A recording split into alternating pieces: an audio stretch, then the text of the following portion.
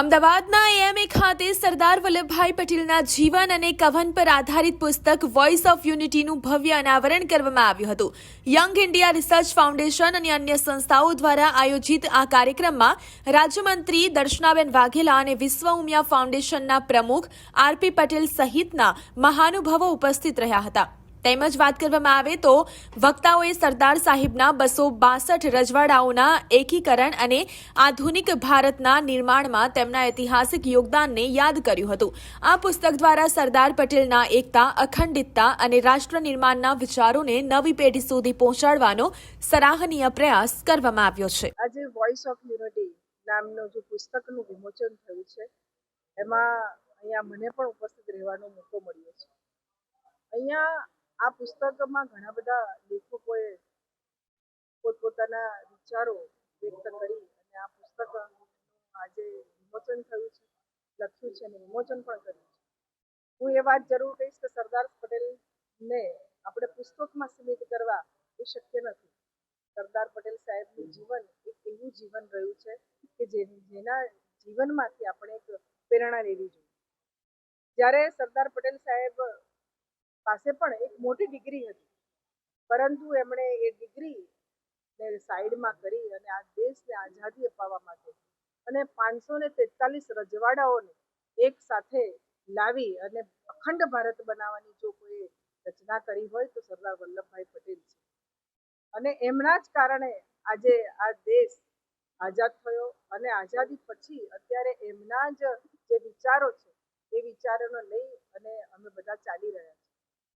હું સરદાર વલ્લભભાઈ પટેલ માટે એ વાત જરૂર કરીશ કે લોખંડી પુરુષને જો કોઈ માન અને સન્માન આપ્યું હોય તો આ દેશના વડાપ્રધાન શ્રી નરેન્દ્રભાઈ મોદીએ જે એકતા નગરમાં 182 મીટરની જે એમની પ્રતિમા સ્થાપી છે, એટલે એ જે સરદાર વલ્લભભાઈ લોખંડી પુરુષ તરીકે ત્યાં ગાડી એમણે આખા જીવન દરમિયાન જે કામ કર્યું છે એને અમે બધાએ ભેગા થઈ અને અમારા વડાપ્રધાન શ્રીએ એમને ત્યાં ગાડી એ મૂર્તિને પ્રસ્થાપિત કરી છે.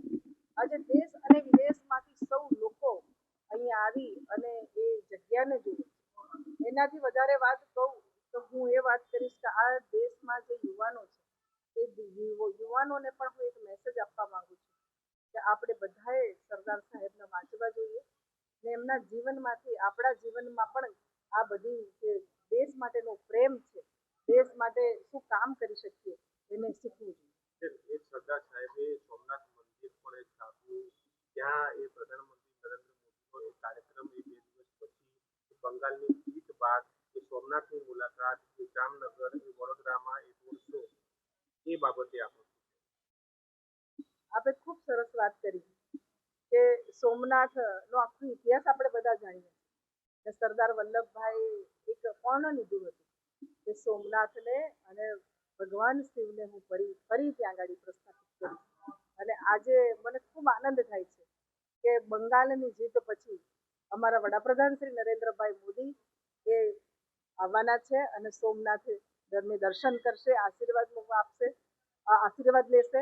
અને મને ખબર છે કે જ્યારે પણ સોમનાથ જઈએ અથવા તો સોમનાથ ભગવાનના દર્શન કરીએ ને એટલે પહેલા સરદાર વલ્લભભાઈ પટેલ યાદ આવે કે આટલા હુમલા થયા પછી અને મોહમ્મદ ગજનીએ જે રીતે સોમનાથ પર હુમલા કર્યા પર doctor Ashish Patiwala, director young India research foundation, અને આજે voice of unity Sardar Vallabhbhai Patel and making of modern India પુસ્તકનું વિમોચન થયું છે. આ બુક છે તે સરદાર સાહેબના આધુનિક ભારતમાં એમના વિચારો ક્યાં છે એના બાબતમાં છે.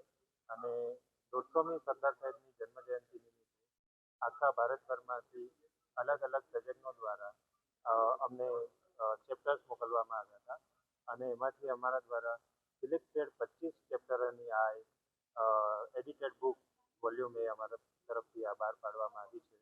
આનાથી જે આ નવી જનરેશન છે, જનરેશન જી છે, એ સરદાર સાહેબના મૂલ્યો અને એમના વિચારોથી પરિચિત થાય એ બાબતે આ પુસ્તક અમે વિમોચનમાં અને સમાજના સમક્ષ મૂકી છે. આ અમારી આ પહેલા અજિંક્ય ડીવાય પાટીલ યુનિવર્સિટીમાં NEP 2020 હાયર એજ્યુકેશન પરની બુક છે એ અગાઉ અમારી વિમોચન થયેલી છે અને એના પછીની આ voice of unity unity Sardar Vallabhbhai Patel and making of modern India એ આ બીજા નંબરની બુક છે એ આ પબ્લિશ કરવામાં આવેલી છે. આ કાર્યક્રમમાં છે તો શ્રીમતી દર્શનાબેન વાઘેલાજી, આરપી પટેલ સાહેબ, વિશ્વ ઉમિયાદાન ફાઉન્ડેશનના પ્રમુખ શ્રી મફતદાદા મફતભાઈ પટેલ અને ઓમ ગુરુજી, ધીમાઈ ફાઉન્ડેશનના managing director doctor Rava Shuklaji, young India research ફાઉન્ડેશનના ડાયરેક્ટર શ્રી શીતલ કોઈસાજી વગેરે જેવા મહાનુભાવો. Shrimati Sheetal Koisa, director of young India foundation. Sardar સાહેબના અખંડ ભારતના ઘડવૈયા એવા સરદાર સાહેબની આજે આ બુક અમે લોકો વિમોચનમાં મૂકી રહ્યા છીએ, હું અને મારા મિત્ર આશીષભાઈ.